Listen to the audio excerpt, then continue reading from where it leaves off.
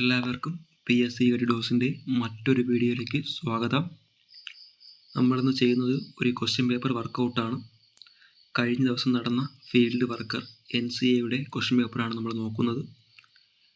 അടുത്ത ഘട്ടങ്ങളിൽ LDC എഴുതുന്നവർ ഉറപ്പായും ചെയ്ത് നോക്കേണ്ടതായിട്ടുള്ള ഒരു ക്വസ്റ്റ്യൻ പേപ്പറാണ് ഫീൽഡ് വർക്കറിൻ്റെ 95/2024 കാറ്റഗറി നമ്പർ വരുന്ന ഈ ക്വസ്റ്റ്യൻ പേപ്പർ. അപ്പോൾ ഈ ക്വസ്റ്റ്യൻ പേപ്പറിൽ നിങ്ങൾ എങ്ങനെയാണ് ഇത് അറ്റൻഡ് ചെയ്യേണ്ടതെന്ന് ചോദിച്ചു കഴിഞ്ഞാൽ, ഞാൻ ഈ ക്വസ്റ്റ്യൻ വായിച്ചു പോവും, അതിൻ്റെ ആൻസറും ഇതിൽ അടയാളപ്പെടുത്തുകയല്ല ചെയ്യുന്നത്, ഉത്തരം പറയുകയാണ് ചെയ്യുന്നത്. സ്വാഭാവികമായും നിങ്ങൾ ചെയ്യേണ്ടത് ഇത് വോളിയം മ്യൂട്ടാക്കി വെച്ചതിന് ശേഷം ഈ ക്വസ്റ്റ്യൻ പേപ്പർ മുഴുവനായും ചെയ്യാൻ ശ്രമിക്കുക.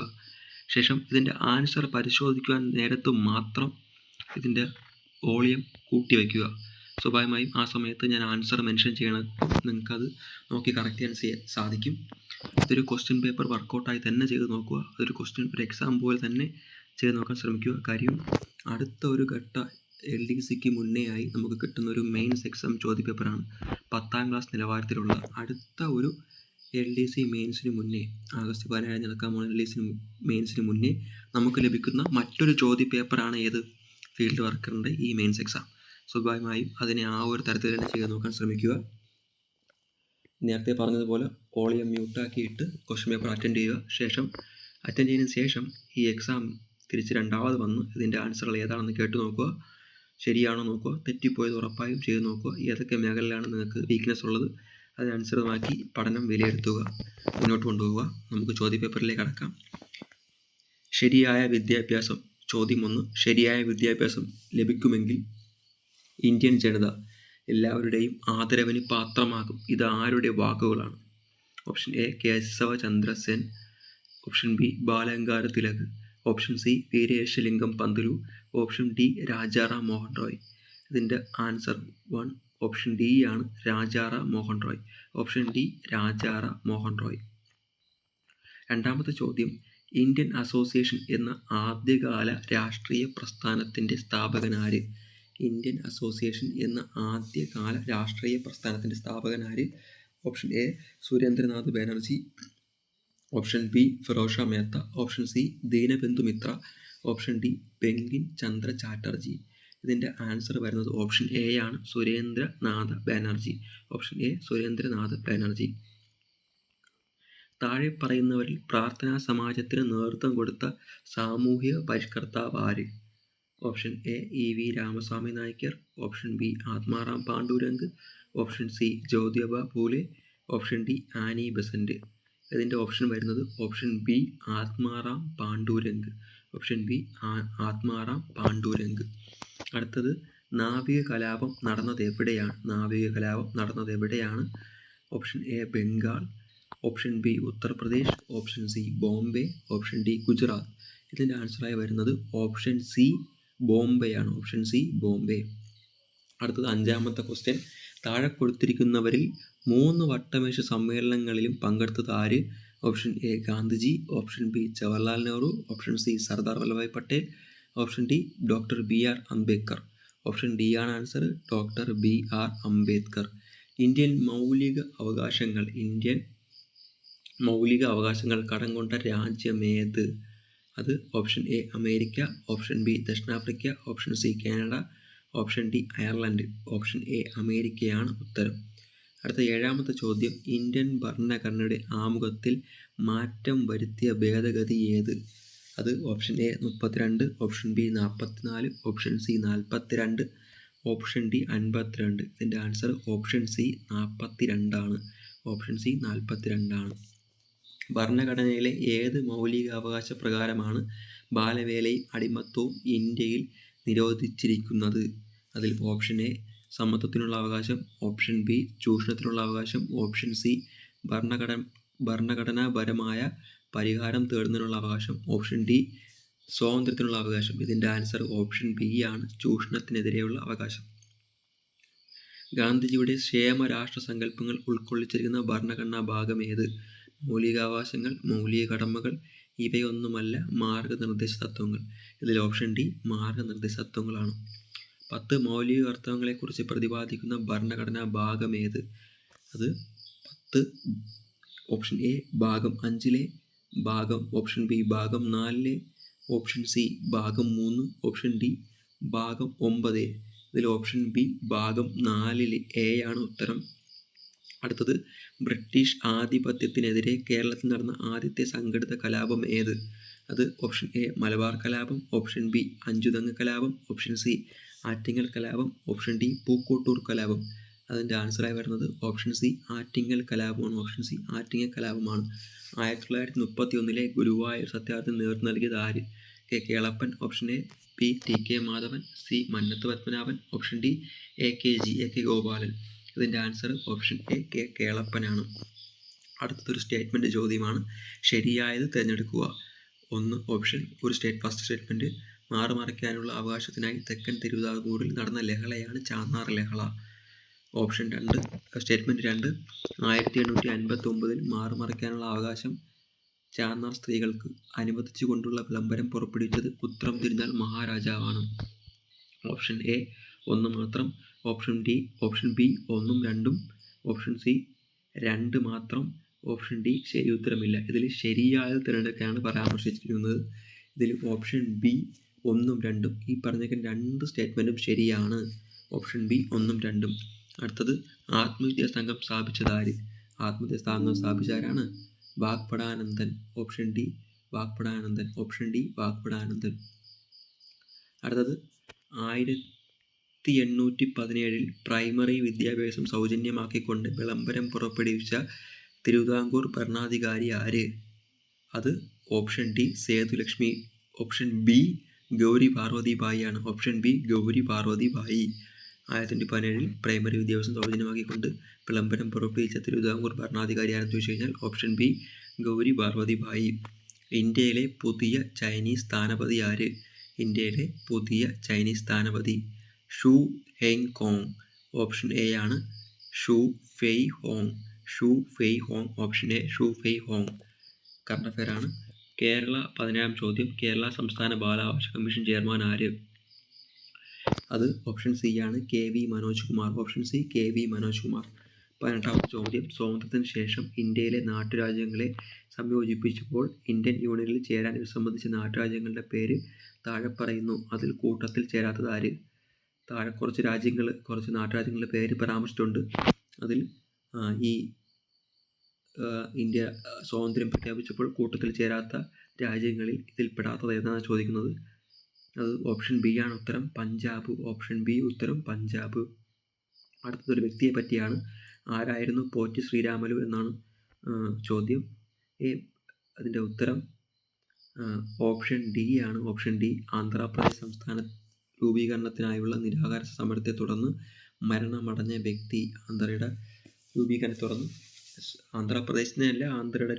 തുടർന്ന് മരണമടഞ്ഞ വ്യക്തിയാണ് പോറ്റി ശ്രീരാമലു. അടുത്ത, സ്വാതന്ത്ര്യത്തിനു ശേഷം ഇന്ത്യയിൽ വിദേശ രാജ്യങ്ങളുടെ സഹായത്താൽ സ്ഥാപിച്ച ഇരുമ്പുരുക്ക് വ്യവസായങ്ങൾ താഴെ നൽകിയിരിക്കുന്നു. അതിലൊന്ന് മാത്രം യോജിക്കാത്തതാണ്. ഏതാണ് കണ്ടെത്തുക. താഴെ കൊടുത്തിരിക്കുന്നതിൽ ഏതോ ഒന്ന് തെറ്റിയതാണ്. ഇരുമ്പുരുക്ക് ശാലകളുടെ സ്ഥാപിച്ച രാജ്യങ്ങളെ ബന്ധപ്പെട്ട് അതിൽ തെറ്റ് ഏതെന്ന് കണ്ടുപിടിക്കുക എന്നാണ് ചോദ്യം. അതിൽ ഓപ്ഷൻ എ ആണ് ഫിലായിയുടെ ഓപ്ഷനായി കൊടുത്തേക്കുന്നത് USA ആണ്. ഓപ്ഷൻ എ ഫിലായിയാണ് തെറ്റായി കൊടുത്തിരിക്കുന്നത്. മിസൈൽ മാൻ ഓഫ് ഇന്ത്യ എന്ന് വിശേഷിപ്പിക്കുന്നത് ആരെയാണ്? നമുക്ക് എല്ലാവർക്കും ചോദ്യമാണത്. Option A APJ Abdul Kalam. Missile man of India option A APJ Abdul Kalam. അടുത്ത ചോദ്യം, സ്വാതന്ത്ര്യത്തിന് ശേഷം ഇന്ത്യ അഭിമുഖീകരിച്ച ഏത് യുദ്ധവുമായി ബന്ധപ്പെട്ട ഉടമ്പടിയാണ് താഷ്കന്റ് കരാറ്? സ്വാതന്ത്ര്യത്തിന് ശേഷം ഇന്ത്യ അഭിമുഖീകരിച്ച ഏത് യുദ്ധവുമായി ബന്ധപ്പെട്ട ഉടമ്പടിയാണ് താഷ്കന്റ് കരാറ്? അത് 22ാമത്തെ ചോദ്യമാണ്. അതിൻ്റെ ആൻസറായി വരുന്നത് ഓപ്ഷൻ ബി ആണ്. 1965 പാകിസ്ഥാനുമായുള്ള യുദ്ധം. 23 കേരളത്തിലെ ഏത് നഗരത്തിനാണ് ഈ അടുത്ത കാലത്ത് യുനെസ്കോയുടെ സാഹിത്യ നഗര പദവി ലഭിച്ചത്? ഇതൊരു 4-5 എക്സാമായി റിപ്പീറ്റ് ചെയ്യുന്നുണ്ട്. ഇതിൻ്റെ ആൻസർ ഓപ്ഷൻ സി കോഴിക്കോടാണ്. ഓപ്ഷൻ സി കോഴിക്കോടാണ്. പുതിയ ലോക്സഭയുടെ സ്പീക്കറായി തിരഞ്ഞെടുക്കപ്പെട്ട വ്യക്തി ആരാണ്? അതിൻ്റെ ഉത്തരം ഓപ്ഷൻ ബി ആണ് ഓം പ്രകാശ് ബിർള. Option B Om Prakash Birla. അടുത്തൊരു സ്റ്റേറ്റ്മെൻറ്റ് ചോദ്യമാണ്. കേരളത്തിലൂടെ കടന്നു പോകുന്ന ദേശീയ ജലപാതവുമായി ബന്ധപ്പെട്ട ശരിയായ പ്രസ്താവന ഏതെന്നുള്ളതാണ്. അത് അതിൻ്റെ ആൻസറായി വരുന്നത് ഓപ്ഷൻ സി ആണ് 1ഉം 2ഉം. Option C 1ഉം 2ഉം. ഇതും റീസെൻ്റായിട്ട് PSC ചോദിച്ചൊരു ഒരു ക്വസ്റ്റ്യനാണ്. NW3യെ പറ്റി, നാഷണൽ വാട്ടർ വേസ് 3നെ പറ്റി റീസെൻ്റായിട്ട് PSC എക്സാമിന് ചോദിച്ചിട്ടുണ്ടായിരുന്നു, കഴിഞ്ഞ LDC എക്സാമിന്. ഇവിടെ വീണ്ടും റിപ്പീറ്റ് ചെയ്യുന്ന സാഹചര്യമുണ്ട്. അടുത്ത എക്സാമിന് പോകുന്നവർ തീർച്ചയായും ഒന്ന് നോക്കി വെച്ചേക്കുക. കേരളത്തിലെ ഭൂഭാഗമായ മലനാടിനെക്കുറിച്ചുള്ള ശരിയായ പ്രസ്താവന ഏതെന്നാണ്. ഇതും ഒരു സ്റ്റേറ്റ്മെൻറ്റ് ചോദ്യമാണ്.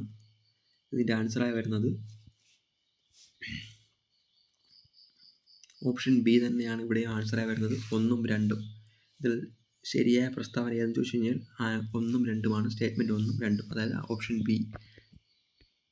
അടുത്തത് കേരളത്തിൻ്റെ കടൽ തീരവുമായി ബന്ധപ്പെട്ട തെറ്റായ പ്രസ്താവന ഏതാണ് ചോദ്യം. കേരളത്തിൻ്റെ കടൽ തീരവുമായി ബന്ധപ്പെട്ട് തെറ്റായ പ്രസ്താവന ഏത്? ഇതും ഒരു സ്റ്റേറ്റ്മെൻറ്റ് ചോദ്യമാണ്. ഇതിൻ്റെ ആൻസറായി വരുന്നത് ഓപ്ഷൻ സി ആണ്, 4 മാത്രമാണ് തെറ്റായ പ്രസ്താവന. വീണ്ടും ഒന്നുകൂടെ എടുത്ത് നോക്കണം. ഇതിൽ തെറ്റായ പ്രസ്താവന ഏതെന്നാണ് ചോദിക്കുന്നത്. ഓപ്ഷൻ സി ആണ് തെറ്റായ പ്രസ്താവന. ഇതിൽ തെറ്റായ സ്റ്റേറ്റ്മെൻറ്റ് ഓപ്ഷൻ 4-മത്തതാണ്. 680 കിലോമീറ്റർ നീണ്ടു കിടക്കുന്നുണ്ട് കേരളത്തിലെ തീരപ്രദേശം. 680 അല്ല, 580 ആണെന്ന് നമുക്കറിയാം. അടുത്തത് താഴെ കൊടുത്തിരിക്കുന്നവർ ശരിയായ പ്രസ്താവന ഏതെന്നുള്ളതാണ്. ഇതും ഒരു സ്റ്റേറ്റ്മെൻറ്റ് ചോദ്യമാണ്. അതിനകത്ത് നിങ്ങൾ നോക്കേണ്ടത് ശരിയായ പ്രസ്താവന ഏതെന്നുള്ളതാണ്. ഇത് നദിയുമായി ബന്ധപ്പെട്ട ചോദ്യമാണ്. നദിയുമായി ബന്ധപ്പെട്ട ചോദ്യം സാധാരണഗതിയിൽ കടന്നു വരാറുണ്ട്. ഇതിൽ ഓപ്ഷൻ ഡി ആണ് ശരി. 2ഉം 3ഉം സ്റ്റേറ്റ്മെൻറ്റാണ് ശരി. ആദ്യത്തെ സ്റ്റേറ്റ്മെൻറ്റ് തെറ്റാണ്. ഓപ്ഷൻ ഡി ആണ് ശരി. അടുത്തത് തടാകവുമായി ബന്ധപ്പെട്ട ചോദ്യമാണ്. കേരളത്തിലെ ഏറ്റവും വലിയ ശുദ്ധജല തടാകം ഏത് എന്നുള്ളതാണ്. ഇതിൽ ആൻസറായി വരുന്നത് ഓപ്ഷൻ ഡി ആണ്, ശാസ്താംകോട്ടയാണ്. Option D, Sasthamkotta. അടുത്തത് വീണ്ടും ഒരു സ്റ്റേറ്റ്മെൻറ്റ് ചോദ്യമാണ്. താഴെ കൊടുത്തിട്ടുള്ളവയിൽ തെറ്റായ പ്രസ്താവന ഏത് എന്നുള്ളതാണ്. ജലവൈദ്യുത പദ്ധതിയുമായി ബന്ധപ്പെട്ട ചോദ്യമാണ്. അതിൻ്റെ ആൻസറായി വരുന്നത് ഓപ്ഷൻ എ ആണ്, 3. ഓപ്ഷൻ എ 3-മത്തെ സ്റ്റേറ്റ്മെൻ്റ് ആണ്. ഇതിൽ തെറ്റായ പ്രസ്താവന ഓപ്ഷൻ എ ആണ് ശരി ഉത്തരം. ഇരവികുളം ദേശീയോദ്യാനവുമായി ബന്ധപ്പെട്ട ക്വസ്റ്റ്യനാണ്. ഇരവികുളം ദേശീയ ഉദ്യാനവുമായി ബന്ധപ്പെട്ട് താഴെ സൂചിപ്പിക്കുന്നവയിൽ ശരിയായ പ്രസ്താവന ഏത്? ഇതും ഒരു സ്റ്റേറ്റ്മെൻറ്റ് ചോദ്യമാണ്. ഇതിൻ്റെ ആൻസറായി വരുന്നത് ഓപ്ഷൻ ഡി ആണ്, 1ഉം 2ഉം. ഓപ്ഷൻ ഡി 1ഉം 2ഉം സ്റ്റേറ്റ്മെൻറ്റാണ് ഇവിടെ ശരി. അടുത്തത് ഏറ്റവും ഇമ്പോർട്ടൻ്റ് ആയ ചോദ്യം, റീസെൻ്റായ ഒരു കറണ്ട് അഫെയർ കൂടെയായ ഒരു ചോദ്യമാണിത്. കേരളത്തിലെ ഏറ്റവും വലിയ ജില്ല ഏത്? ഓപ്ഷൻ എ പാലക്കാട് അടിക്കാൻ സാധ്യതയുണ്ട്, അല്ല. ഓപ്ഷൻ സി ഇടുക്കിയാണ് ആൻസർ. ഓപ്ഷൻ സി ഇടുക്കിയാണ് ആൻസർ. അടുത്തത് വീണ്ടും ഒരു സ്റ്റേറ്റ്മെൻറ്റ് ചോദ്യമാണ്. താഴെ കൊടുത്തിട്ടുള്ളവയിൽ ശരിയായ പ്രസ്താവന ഏത്? ഒളിമ്പിക്സിൽ മെഡൽ നേടിയ ആദ്യ മലയാളിയാണ് മാനുവൽ ഫെഡറിക്. ഒളിമ്പിക്സിൽ മെഡൽ നേടിയത് ഹോക്കിയിലാണ്. മാനുവൽ ഫെഡറിക് ഒളിമ്പിക്സിൽ വെള്ളി മെഡലാണ് നേടിയത്. ശരിയായ പ്രസ്താവനയാണ് ചോദിക്കുന്നത്. ഇതിൻ്റെ ഉത്തരം ഓപ്ഷൻ സി ആണ്, 1ഉം 2ഉമാണ് ശരിയായ പ്രസ്താവനകൾ. 1ഉം 2ഉം, ഓപ്ഷൻ സി. അടുത്ത വീണ്ടും ഒരു സ്റ്റേറ്റ്മെൻറ്റ് ചോദ്യം. ശരിയായ പ്രസ്താവന ഏത്? ശരിയായ പ്രസ്താവന ഏതെന്നാണ് ചോദിക്കുന്നത്. അതിൽ ഓപ്ഷൻ ഡി ആണ് ഉത്തരം. 1, 2, 3 ഇതിൽ ശരിയായ പ്രസ്താവന. 34-മത്തെ ചോദ്യത്തിൻ്റെ ഉത്തരം ഓപ്ഷൻ ഡി, 1, 2, 3. 35-മത്തെ ചോദ്യം. ഇന്ത്യയിലെ ഉത്തരപർവ്വത മേഖലയിൽ ഉൾപ്പെടാത്തത് ഏതാണ്? ഇന്ത്യയുടെ ഉത്തരപർവ്വത മേഖലയിൽ ഉൾപ്പെടാത്തത് ഏതാണ്? ഇതിൻ്റെ ആൻസറായി വരുന്നത് ഓപ്ഷൻ ഡി ആണ്, ആരവല്ലി. Option D, Aravalli. അടുത്തത് സിവാലിക് മലനിരകളുമായി ബന്ധപ്പെട്ട ശരിയായ പ്രസ്താവന ഏതാണ്? ശരിയായ പ്രസ്താവനയാണ് ചോദിക്കുന്നത്. ശരിയായ പ്രസ്താവന. ഇതിൽ ആൻസറായി വരുന്നത് ഓപ്ഷൻ എ ആണ്, 1ഉം 2ഉം. ശരിയായ പ്രസ്താവന എന്ന് വെച്ചാൽ ഓപ്ഷൻ എ, 1ഉം 2ഉം. 37 ഗംഗാ സമതലവുമായി ബന്ധപ്പെട്ട ശരിയായ പ്രസ്താവന ഏത്? ഗംഗാ സമതലവുമായി ബന്ധപ്പെട്ട ശരിയായ പ്രസ്താവന ഏത്? ഇതിൻ്റെ ആൻസറായി വരുന്നത് 37 ബി ആണ്, 1ഉം 2ഉമാണ് ശരിയായ പ്രസ്താവന. 1ഉം 2ഉമാണ് ശരിയായ പ്രസ്താവന. 37 ബി. 38 നർമ്മദ നദിയുമായി ബന്ധപ്പെട്ട ശരിയായ പ്രസ്താവന ഏത്? 38 സി ആണ് ഉത്തരം. 2ഉം 3ഉം സ്റ്റേറ്റ്മെൻറ്റാണ് ശരിയായ പ്രസ്താവന. 2ഉം 3ഉം സ്റ്റേറ്റ്മെൻറ്റാണ് ശരിയായ പ്രസ്താവന. അടുത്ത 39 ആനമുടിയുമായി ബന്ധപ്പെട്ട് താഴെ കൊടുത്തിരിക്കുന്ന പ്രസ്താവനകളിൽ തെറ്റായ പ്രസ്താവന ഏത് എന്നാണ് ചോദ്യം. ഉറപ്പായും ഇതിൻ്റെ ആൻസറായി വരുന്നത് ഓപ്ഷൻ എ ആണ്. തെറ്റായി വരുന്ന പ്രസ്താവന 2 ആണ്. സ്റ്റേറ്റ്മെൻറ്റ് 2 ആണ് തെറ്റായി വരുന്നത്. ഇതിൻ്റെ ആൻസറായി വരുന്നത് ഓപ്ഷൻ എ. 40-മത്തെ ചോദ്യം. ഇന്ത്യയിൽ ആദ്യമായി യുനെസ്കോയുടെ സാഹിത്യ നഗര പദവി ലഭിച്ച നഗരം ഏതാണ്? ഇന്ത്യയിൽ യുനെസ്കോയുടെ സാഹിത്യ നഗര പദവി ലഭിച്ച നഗരം ഏതാണ്? ഈ ക്വസ്റ്റ്യനിൽ ഇത് 2-മത്തെ പ്രാവശ്യമാണ് റിപ്പീറ്റ് ചെയ്യുന്നത്. ഞാൻ പറഞ്ഞു, റീസെൻ്റായി നടന്ന എക്സാമ്പിളിലെല്ലാം ഈ ക്വസ്റ്റ്യൻ റിപ്പീറ്റ് ചെയ്തിട്ടുണ്ട്. അതുകൊണ്ടൊരു ഇമ്പോർട്ടൻറ്റ് ക്വസ്റ്റ്യനാണ്. അറിഞ്ഞൂടെങ്കിൽ നിങ്ങൾ ഉറപ്പായി നോട്ട് ചെയ്ത് വയ്ക്കുക. ഓപ്ഷൻ ബി ആണ് ആൻസർ, കോഴിക്കോട്. ഈ ക്വസ്റ്റ്യൻ പേപ്പറിൽ തന്നെ ഇത് രണ്ടാമത്തെ വട്ടമാണ് റിപ്പീറ്റ് ചെയ്യുന്നത്. റീസെൻ്റായി നടന്ന എല്ലാ ക്വസ്റ്റ്യൻ പേപ്പറിലും ഈ ക്വസ്റ്റ്യൻ കാണപ്പെടുന്നുണ്ട്. അത്രത്തേക്ക് ഇമ്പോർട്ടൻ്റ് ക്വസ്റ്റ്യനാണ്. സാഹിത്യ നഗരം Kozhikode. 41. Faith behind the grill എന്ന ആത്മകഥ ഏത് ഇന്ത്യൻ കായിക താരത്തിൻ്റെയാണ്? ഇത് റീസെൻ്റായിട്ട് ഒരു മലയാളി ഒരു കായിക താരത്തിൻ്റെയാണ്. അദ്ദേഹം ഈയിടെ വിരമിക്കൽ പ്രഖ്യാപിച്ചിരുന്നു. അടുത്തൊരു ഒളിമ്പിക്സോട് കൂടി വിരമിക്കുമെന്ന് പ്രഖ്യാപിച്ചിരുന്നു. ആരാണ് അദ്ദേഹം? അദ്ദേഹം PR ശ്രീജേഷാണ്. Option D PR Sreejesh. അത്രത്തോളം ഇമ്പോർട്ടൻ്റ് ആയൊരു ഒരു ആത്മകഥയാണ് faith behind the grill. 41. Option D PR Sreejesh. 42. Indian Olympic association പ്രസിഡൻ്റായി ചുമതലയേറ്റ മലയാളി കായിക താരം ആരാണ്? 42. ഓപ്ഷൻ ബി PT ഉഷയാണ്. റീസെൻ്റായിട്ട് കുറേ തവണ റിപ്പീറ്റ് ചെയ്ത മറ്റൊരു ക്വസ്റ്റ്യനാണ് ഇന്ത്യൻ ഒളിമ്പിക്സ് അസോസിയേഷൻ പ്രസിഡൻ്റായി ചുമതലയേറ്റ മലയാളി കായിക താരം ആരെന്നുള്ളത്. അടുത്തത് ഇന്ത്യൻ റെയിൽവേ. 43. ഇന്ത്യൻ റെയിൽവേ ഈയിടെ ലോകത്തിലെ ഏറ്റവും ഉയരമേറിയ പാലത്തിലൂടെ തീവണ്ടിയുടെ പരീക്ഷണ യാത്ര നടത്തി. ഏത് നദിക്ക് കുറുകെയാണ് ഈ പാലം നിർമ്മിച്ചിരിക്കുന്നത്? ഇത് നിർമ്മിച്ചിരിക്കുന്നത് ഓപ്ഷൻ ബി ചിനാബ് നദിക്ക് കുറുകെയാണ്. ഓപ്ഷൻ ബി ചിനാബ് നദിക്ക് കുറുകെയാണ്. മിയാൻഡർ ഈ ഭൂരൂപത്തിൻ്റെ രൂപീകരണത്തിന് കാരണമാകുന്ന ഭൂരൂപീകരണ സഹായി ഏത്? മിയാൻഡർ ഭൂരൂപീകരണത്തിന് സഹായമാകുന്ന രൂപീകരണം ഏതെന്ന് ചോദിച്ചാൽ ഏതാണ്?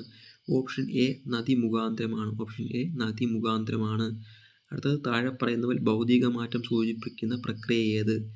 ഭൗതിക മാറ്റം സൂചിപ്പിക്കുന്ന പ്രക്രിയ ഏത്? ഒരു സ്റ്റേറ്റ്മെൻ്റ് ആണ്. ഇതിൻ്റെ ആൻസറായി വരുന്നത് ഓപ്ഷൻ സി ആണ്, 1 ഉം 3. അടുത്തത് റിസർവ് ബാങ്കുമായി ബന്ധപ്പെട്ട ചോദ്യമാണ്. റിസർവ് ബാങ്ക് ഓഫ് ഇന്ത്യയുടെ പ്രവർത്തനങ്ങൾ ഉൾപ്പെടാത്തത് ഏത്? റിസർവ് ബാങ്ക് ഓഫ് ഇന്ത്യയുടെ പ്രവർത്തനങ്ങൾ ഉൾപ്പെടാത്തത് ഏത്? ഓപ്ഷൻ സി ആണ്, നിക്ഷേപകരിൽ നിന്നും നിക്ഷേപം സ്വീകരിക്കൽ. ഇത് ഈ അടുത്ത ഏത് ചോദ്യ പേപ്പർ എടുത്ത് നോക്കിയാലും റിസർവ് ബാങ്കിൻ്റെ പ്രവർത്തനങ്ങളെ ബന്ധപ്പെട്ടൊരു ചോദ്യം ഉറപ്പായും കാണാറുണ്ട്. ഇനി വരുന്ന ആളുകളും അത് ആവർത്തി എന്ന് തന്നെ നമുക്ക് കരുതാം. 46. സി നിക്ഷേപകരിൽ നിന്ന് നിക്ഷേപം സ്വീകരിക്കൽ. അടുത്തത് നിങ്ങൾക്ക് തന്നെ അറിയാവുന്നതാണ്, PSCയുടെ ഇഷ്ട ടോപ്പിക്കാണ് അടുത്ത ക്വസ്റ്റ്യൻ. IS 47ാമത് ചോദ്യം. ISRO 2023 സെപ്റ്റംബർ 2 നടപ്പാക്കിയ ദൗത്യം ഏത്? ഈ ചോദ്യം ഇല്ലാത്തൊരു ചോദ്യ പേപ്പർ ഇപ്പോൾ കാണാൻ സാധിക്കുന്നില്ല എന്നാണ് അത്ഭുതം. Aditya L1. Option B Aditya L1. അടുത്തത് ബുക്കർ പുരസ്കാരം ഏതെല്ലാം രാജ്യങ്ങളിൽ പ്രസിദ്ധീകരിക്കുന്ന സാഹിത്യ കൃതികൾക്കാണ് നൽകുന്നത്? ബുക്കർ പുരസ്കാരം.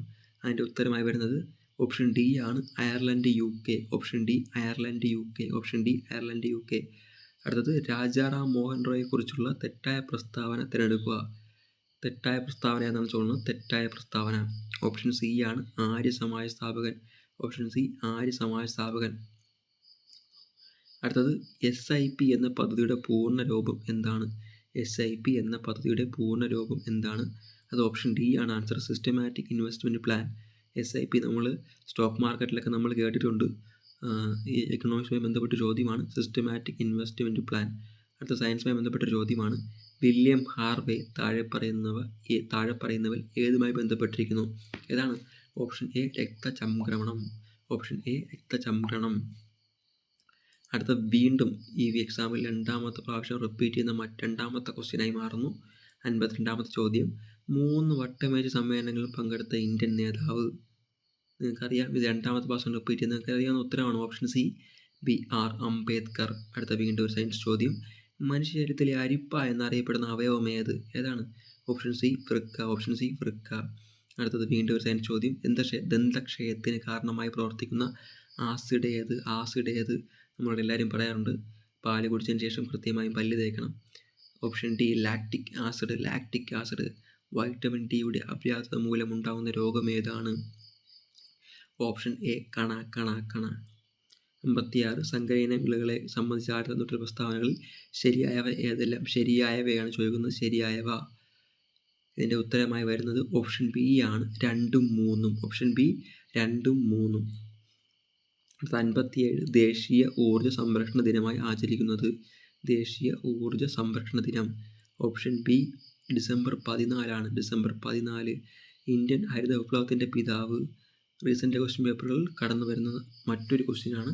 58ാമത്തെ ചോദ്യം. ഇന്ത്യൻ ഹരിത വിപ്ലവത്തിൻ്റെ പിതാവ് ആരാണ്? Option C MS Swaminathan.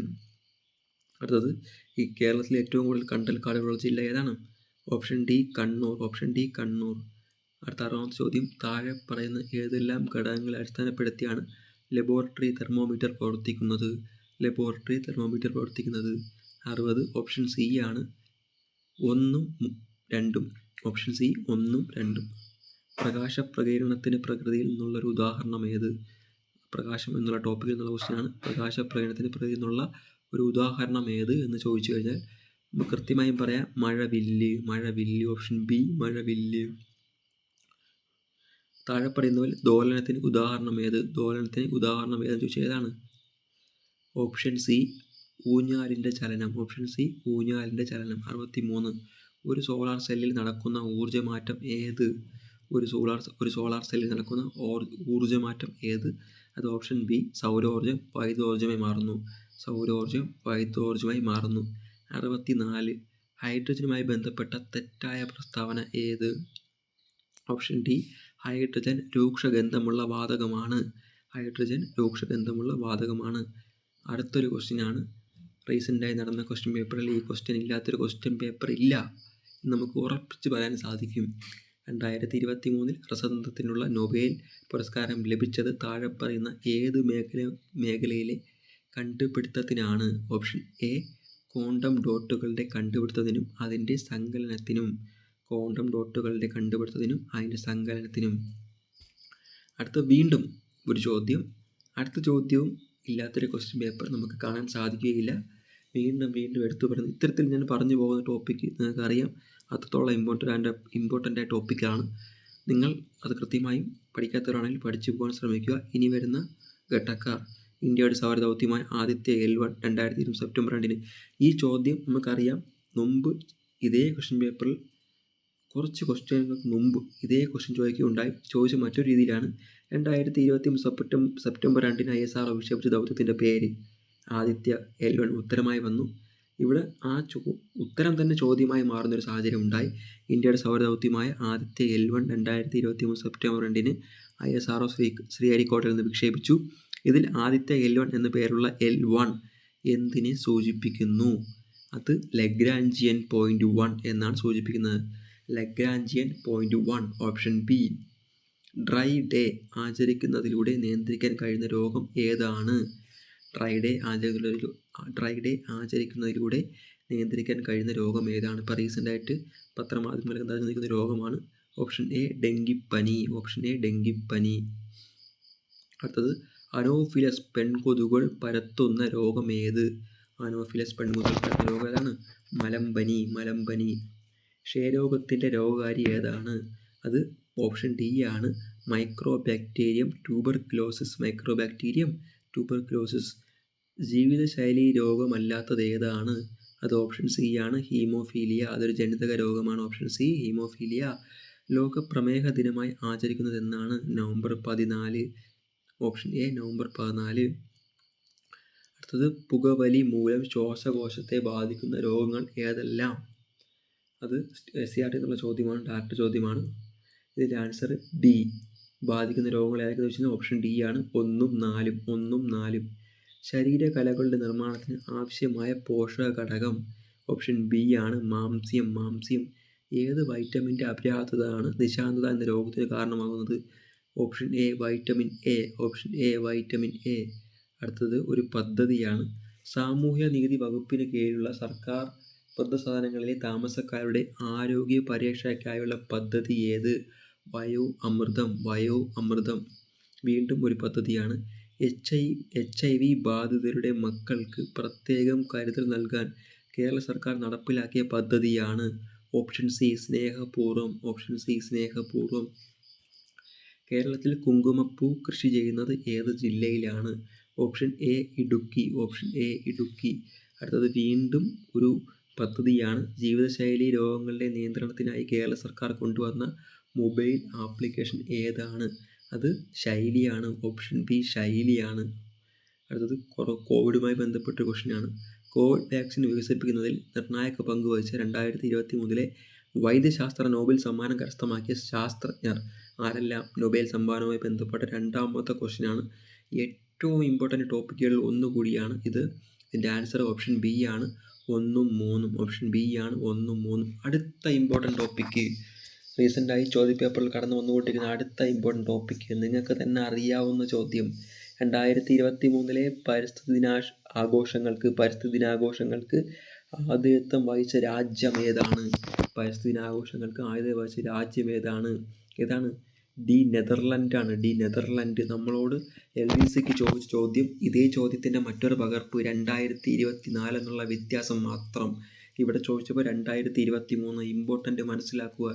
റീസെൻ്റായി നടന്ന ചോദ്യപേപ്പറെല്ലാം കടന്നു വരുന്ന ചോദ്യം. പരിസ്ഥിതി ദിനാഘോഷം ജൂൺ 5 ആതിഥേയത്വം വഹിക്കുന്ന രാജ്യം 2023 നെതർലാൻഡ്, 24 സൗദി അറേബ്യ. അടുത്തത് മാത്സാണ്. 81ൻ്റെ ഉത്തരം ഓപ്ഷൻ ബി 32 ആണ്. 81 ഓപ്ഷൻ ബി 32. 82 option A 23/99. 23/99. 83ൻ്റെ ഉത്തരം ഓപ്ഷൻ സി ആണ്. Option C 83. Option C 84. Option B 84. Option B 85. Option D 85. Option D 86. Option C 87. Option D 87. Option D 88. Option C 88. Option C 89. Option A 89. Option A 90. ഇത് ഈ 9 ചോദ്യങ്ങളിൽ അത്യാവശ്യം ഞാൻ നോക്കിയപ്പോൾ standard ചോദ്യമായി തോന്നിയൊരു ചോദ്യമാണ്. 90. ഇതിൻ്റെ ആൻസർ ഓപ്ഷൻ സി ആണ്. Option C 90. Option C. ബാക്കി വരുന്ന 10 ചോദ്യങ്ങൾ അതിൻ്റെ സ്പെഷ്യൽ ടോപ്പിക്കുമായി ബന്ധപ്പെട്ടാണ്, നമ്മളെ രോഗ നിവാരണവുമായി ബന്ധപ്പെട്ടാണ്. അത് നമുക്ക് വേണ്ട. ഈ 90 ചോദ്യങ്ങൾ ഉറപ്പായും നിങ്ങൾ എക്സാം രൂപത്തിൽ ചെയ്തു നോക്കുക. അവസാനം നിങ്ങളോട് റിക്വസ്റ്റായി വീണ്ടും പറയുവാനുള്ളത് ഇത് മാത്രമാണ്. അതായത് ഈ ഒരു വീഡിയോ ചെയ്യുമ്പോൾ നമ്മളെ കേരളം ഇന്ന് നിൽക്കുന്ന സാഹചര്യം നിങ്ങൾക്കറിയാം. കേരളം കണ്ട ഏറ്റവും വലിയ ഒരു പ്രകൃതി ദുരന്തത്തെ കേരളം നേരിട്ടുകൊണ്ടിരിക്കുകയാണ്. ആ സമയത്ത് നമുക്ക് അവിടെ പോയി നേരിട്ട് രക്ഷാപ്രവർത്തനം നടത്തുന്നതിൽ പരിമിതികളുണ്ട്. ആയതിനാൽ നിങ്ങളാൽ കഴിയുന്ന ഒരു സഹായം മുഖ്യമന്ത്രിയുടെ ദുരിതാശ്വാസ നിധിയിലേക്കോ കൊടുക്കേണ്ടതാണ്. നിങ്ങളാൽ കഴിയുന്ന എന്ത് സഹായം, അത് വസ്ത്രമായിക്കോട്ടെ, പൈസ ആയിക്കോട്ടെ, കുപ്പിവെള്ളമായിക്കോട്ടെ, ആഹാര സാധനങ്ങളായിക്കോട്ടെ, നമുക്ക് വീണ്ടും വയനാടിനെ പൂർണ്ണസ്ഥിതിയിലേക്ക് കെട്ടിപ്പടുക്കാൻ സാധിക്കണം. നഷ്ടപ്പെട്ടു പോയ ജീവനെ നമുക്ക് തിരിച്ചു പിടിക്കാൻ സാധിക്കുകയില്ല. പക്ഷേ ജീവിച്ചിരിക്കുന്നവർക്ക് അവരുടെ ജീവിത സാഹചര്യങ്ങളെ മെച്ചപ്പെടുത്തുവാനും ജീവിതം തിരിച്ചു പിടിക്കുവാനും നമ്മളാൽ കഴിയുന്നൊരു സഹായം, അത് 1 രൂപയായാൽ 1 രൂപ. കാര്യം നമ്മൾ 1 രൂപ വെച്ച് സംഭാവന ചെയ്യാൻ തീരുമാനിച്ചാൽ 1000 പേരാകുമ്പോൾ 1000 രൂപയായി മാറുന്നു. അതൊരു വലിയ തുകയാണ്. ഇപ്പോൾ നിങ്ങൾ മനസ്സിലാക്കാനുള്ളത് പല തുള്ളി പെരുവെള്ളം.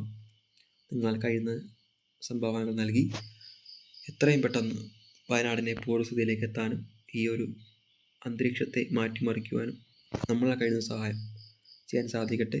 എല്ലാവർക്കും ഒരു ശുഭദിനം നേരുന്നു.